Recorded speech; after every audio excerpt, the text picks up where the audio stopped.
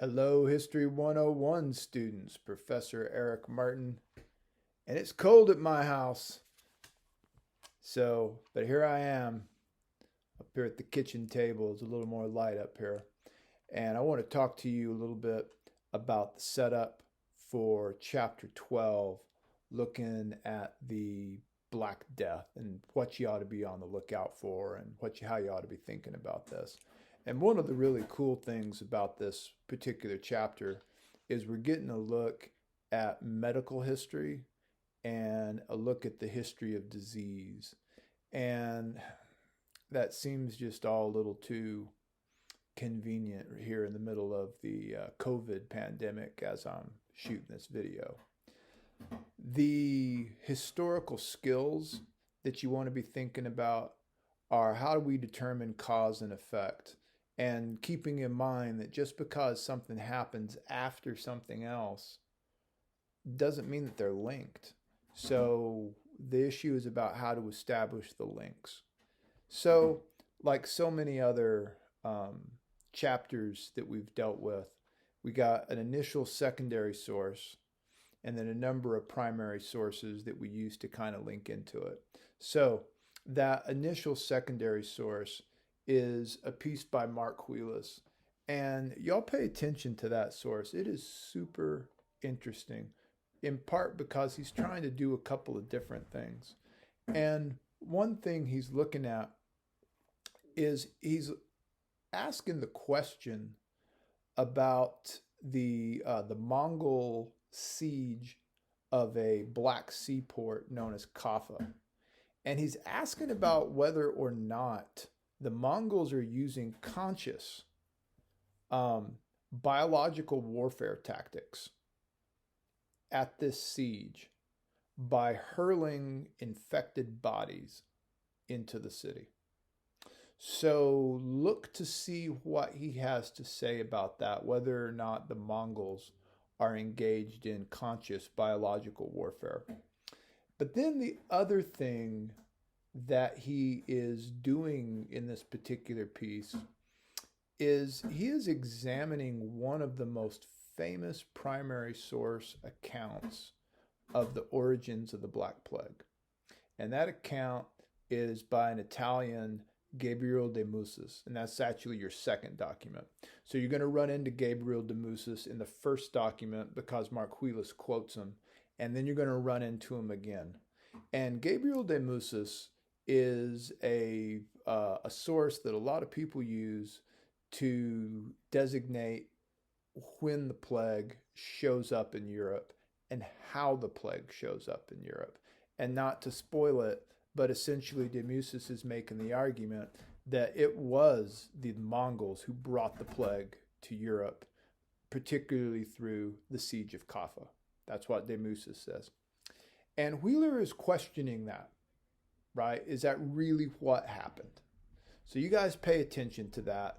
You're looking for causes of the Black Death, and you're looking for whether or not the biological warfare is conscious or not, and kind of getting an idea about what happened. Document number 2, as I stated before already, is getting into the Gabriel de Mussis piece. It's a primary source. Your mission there is where does he says the Black Death came from? And then look for things that a medical historian might be interested in. Because if you're trying to figure out exactly what the plague is, you're going to need symptoms. So what does he say the symptoms are? How does he say it works? Okay.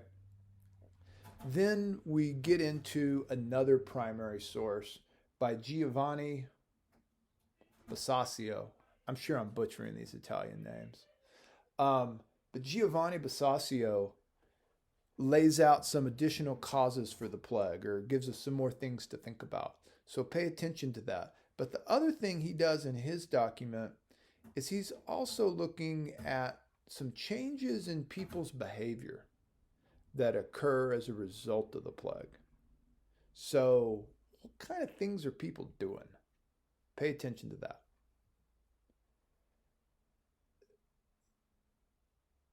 And in both those pieces, and in all the other primary sources that we'll come into, pay attention to the type of explanation that they offer. And really what I'm thinking about here is it mostly a religious explanation or is it mostly a secular explanation? And if it is a religious explanation, how does that work? All right, how does that work?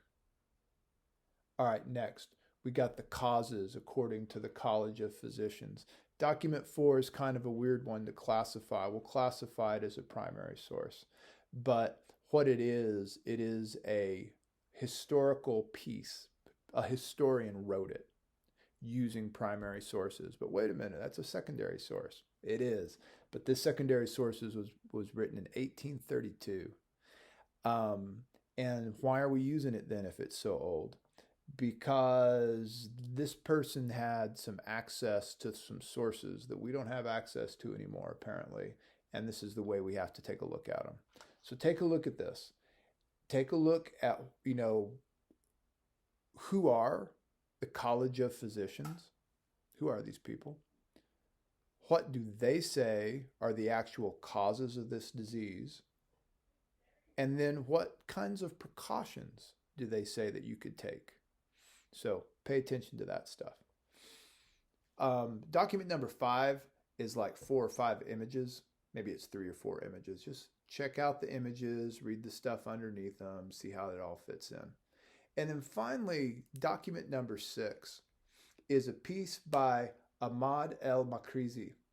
And he is a Muslim historian, and he is based out of Cairo, which is in the conversation for largest city on the planet during this particular time. What's he say the Black Death was like in Cairo? And in particular, how is what's happening in Cairo similar to what's happening in Italy and different than what's happening in Italy? And is there a difference between the way an Islamic historian is describing an act of God versus the way a Christian historian is describing an act of God? Right? It's kind of an interesting one to look at. So you guys pay attention to those things. Get you some notes on all of it. Be ready to have a good discussion. Be ready to connect it all into COVID-19 talk. And we'll see you when it's time for our discussion.